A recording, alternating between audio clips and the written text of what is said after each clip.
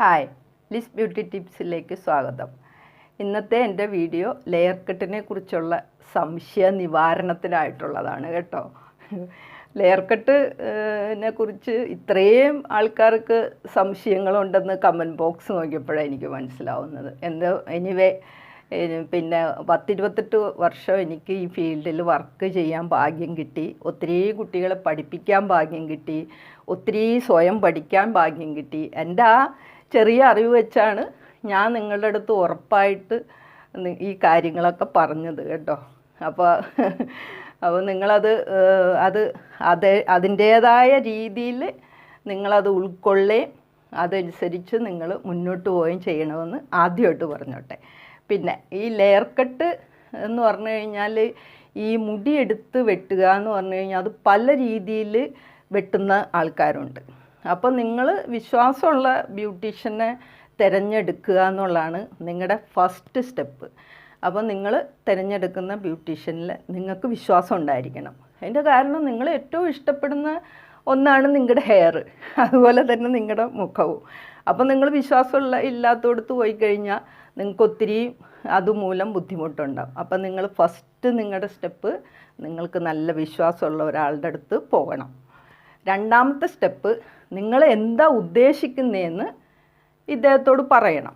നിങ്ങൾ മുടി ക്ലിപ്പ് ചെയ്യാനാണോ ഉദ്ദേശിക്കുന്നത്, മുടി വെറുതെ ഇങ്ങനെ അഴിച്ചിടാനാണോ ഉദ്ദേശിക്കുന്നത് എന്നെല്ലാം നിങ്ങൾ വ്യക്തമാക്കി നിങ്ങളുടെ ബ്യൂട്ടീഷ്യൻ്റെ അടുത്ത് പറയണം. അപ്പം നിങ്ങളുടെ ആവശ്യം അറിഞ്ഞാണ് അവർക്ക് നിങ്ങളെ ഹെൽപ്പ് ചെയ്യാൻ പറ്റുള്ളൂ. അല്ലാതെ എനിക്ക് മുടി വെട്ടണം, ലെയർ കട്ട് ചെയ്യണമെന്നും പറഞ്ഞ് ചെന്ന് അവിടെ ഇരുന്ന് കഴിഞ്ഞാൽ അവർക്ക് അവരുടെ മനസ്സിൽ തോന്നുന്ന ഐഡിയയാണ് അവർ ചെയ്യുന്നത്. അപ്പം നിങ്ങളുടെ മനസ്സിൽ ഒരു ഐഡിയ ഉണ്ടാവാൻ വേണ്ടിയാണ് ഞാൻ ഈ വീഡിയോ ചെയ്യുന്നത് കേട്ടോ. അപ്പോൾ ഞാൻ സാധാരണ ലെയർ കട്ട് ചെയ്യുന്നത് നല്ല തിക്കുള്ള ഹെയറിലും ചെയ്യും, അതുപോലെ തന്നെ ഈ നല്ല കട്ടി ചുരുണ്ടുള്ള മുടിയിലും ചെയ്യും. തീരെ മോശമായി ഒട്ടും തിക്നെസ് ഇല്ലാത്ത മുടിയിലും ഞാനിത് ചെയ്യും. അതിൻ്റെ കാരണം ഈ നമ്മുടെ മുടിയുടെ അകത്തുള്ള ഒത്തിരി സ്പ്ലിറ്റ് എൻഡും ആരോഗ്യമില്ലാത്ത ഹെയറെല്ലാം പോകണമെന്നുള്ള നല്ല ഉദ്ദേശത്തോടു കൂടിയാണ് ഇങ്ങനെ ചെയ്യുന്നത്. അപ്പോൾ അത് ചെയ്യുന്നത് എങ്ങനെയാണെന്ന് ഞാൻ പറയാം. അപ്പോൾ ഞാൻ ഫസ്റ്റ് നാപ്പ് ഏരിയ നമ്മൾ വെട്ടുമ്പോൾ അതിൽ നമ്മൾ 0 ഡിഗ്രി ഒട്ടും നമ്മൾ അതിന് ലെങ്ത്ത് കളയുന്നില്ല. അതിനുശേഷം നെക്സ്റ്റ് സെക്ഷൻ നമ്മൾ എടുക്കുമ്പോൾ ഒരു 10 ഡിഗ്രി നമ്മൾ സ്ലാൻഡ് ചെയ്ത് പൊക്കി വെട്ടുള്ളൂ. അത് കഴിഞ്ഞ് അടുത്ത സെക്ഷൻ വരുമ്പോൾ 20 ഡിഗ്രി, അടുത്ത സെക്ഷൻ വരുമ്പോൾ 30 ഡിഗ്രി. അങ്ങനെ ഈ ഫ്രണ്ട് ഏരിയയും ക്രൗൺ ഏരിയയും ഈ സൈഡെല്ലാം വരുമ്പോൾ മാക്സിമം പോയാൽ ഒരു 45 to 50 ഡിഗ്രിയാണ് നമ്മൾ പൊക്കി വെട്ടുന്നുള്ളൂ. ഈ നമ്മൾ 90 ഡിഗ്രി എല്ലാം മുടി ഇങ്ങനെ പൊക്കി വെട്ടുമ്പോഴാണ് മുടി ഈ ഫ്രണ്ടിൽ നിന്ന് അധികം നഷ്ടപ്പെടുന്നത്. നിങ്ങളുടെ ബ്യൂട്ടീഷ്യൻ്റെ അടുത്ത് ചെല്ലുമ്പോൾ നിങ്ങൾ പറയണം, എനിക്ക് അത് ഞാൻ ഒന്നും കൂടെ ഓർമ്മിപ്പിച്ചോട്ടെ. ഇനിയിപ്പോൾ നിങ്ങൾ നാട്ടിലല്ല പുറത്തൊക്കെ വർക്ക് ചെയ്യുന്ന കുട്ടികളാണെങ്കിൽ നിങ്ങൾക്ക് സ്ഥിരം പോകുന്ന ബ്യൂട്ടി പാർലറിൽ പോകാൻ സാധിച്ചെന്ന് വരില്ല. ഇങ്ങനെയുള്ള അവസരങ്ങളിൽ നിങ്ങൾ കാണുന്ന ഏതെങ്കിലും ബ്യൂട്ടി പാർലറാണ് കയറി ചെല്ലുന്നത്. അപ്പോൾ നിങ്ങൾ വ്യക്തമായിട്ട് നിങ്ങളുടെ ബ്യൂട്ടീഷ്യൻ്റെ അടുത്ത് പറയണം, എനിക്ക് മുടി ഞാൻ നേരത്തെ പറഞ്ഞല്ലോ, മുടി ക്ലിപ്പ് ചെയ്ത് ഇടണം. അപ്പോൾ നിങ്ങൾ അങ്ങനെ പറഞ്ഞ് വെറുതെ ഇരുന്നാൽ പറ്റില്ല.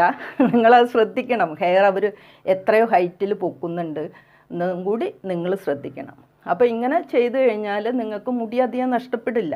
പിന്നെ ഞാൻ ഒരിക്കൽ കൂടി പറഞ്ഞോട്ടെ, ഇപ്പോൾ എന്നെപ്പോലെയുള്ള ഒത്തിരിയും ബ്യൂട്ടീഷ്യന്മാരുടെ അനുഭവമാണ് ഞാൻ പറയുന്നത്.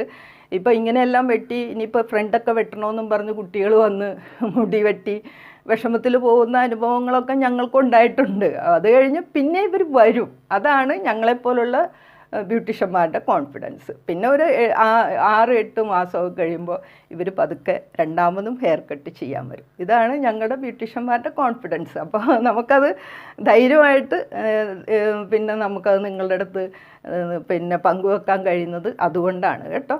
അപ്പോൾ നിങ്ങൾ ഇത്രയും കാര്യങ്ങളൊക്കെ ശ്രദ്ധിക്കുക. ഒരു കാരണവശാലും നിങ്ങൾ ഹെയർ ഇനി വെട്ടി മുടി വളരുന്നില്ല എന്നും പറഞ്ഞ് വിഷമിച്ചിരിക്കേണ്ട യാതൊരു കാര്യമില്ല.